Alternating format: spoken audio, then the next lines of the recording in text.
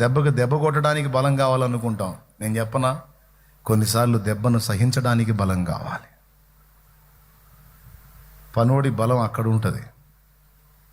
నిన్నెవరన్నా తోలనాడారు, వెంటనే తిట్టడం కాదు, కొంచెం సహించు, ఒక రోజు వస్తుంది, అప్పుడు వాళ్ళ ముందు దేవుడు నిన్ను నిలబెడతాడు, అప్పుడు వాళ్ళు నిన్ను అన్నందుకు సిగ్గుపడతారు. అది జరిగిద్ది. మాటకు మాట, దెబ్బకు దెబ్బ కాదు. అవసరమైతే ఒక మాట పడో, ఒక నిందమోయ్, ఓర్చుకో, ఏం ప్రాబ్లం లేదు, no no no no problem. ఒకరోజు వస్తుంది, నువ్వు సహించిన దానికి ప్రతిగా నిన్ను తృణీకరించి నిందించిన వాళ్ళందరూ వెధవలైపోయి నీ ముందు నిలబడతారు. ఆ రోజున నీ బలం ఏంటో, నీ సహనం ఏంటో, నీ ఓర్పు ఏంటో, అసలు అది ఎందులో ఉందో వాళ్ళకి అర్థమైతే. ఆయన బలహీనుడేంది?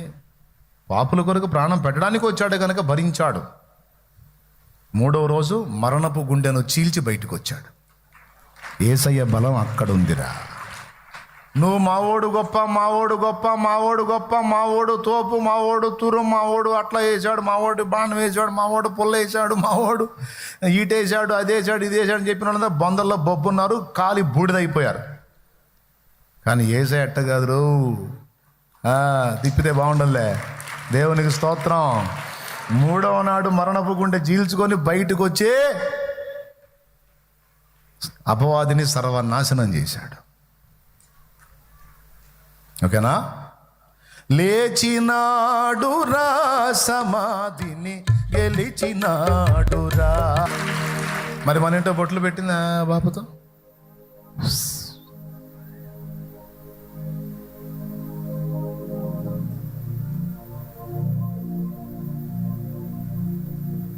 సజీవుడని సాక్ష్యం ఎంత క్లియర్గా ఉందండి.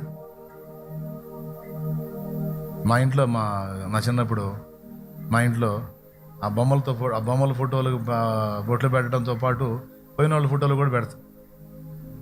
అంటే మొత్తం ఒకటే లిస్టు. యేసయ్య ఫోటోకి బొట్టు లేదు. ఎందుకు? సజీవుడు, ఇదిగో ఆయన ఇక్కడ లేడు, ఆయన లేచి ఉన్నాడు.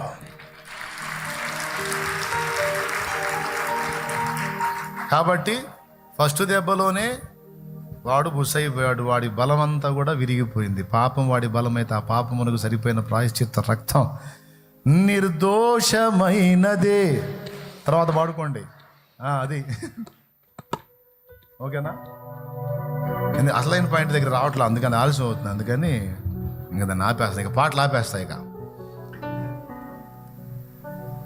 వాడి బలాన్ని విరగొట్టాడు. ఓకేనా? 2, వాడి జ్ఞానాన్ని నిర్వీర్యం చేశాడు. వాడి జ్ఞాన బలం గలవాడు కదా, వాడి జ్ఞానాన్ని కూడా నిర్వీర్యం చేశాడు. 3, వాడి అధికారాన్ని నాశనం చేశాడు. 2వదిగా చెప్పిన అధికారం, భూమి మీదను పరలోకమందును నాకు సర్వాధికారం ఇయ్యబడి ఉన్నది.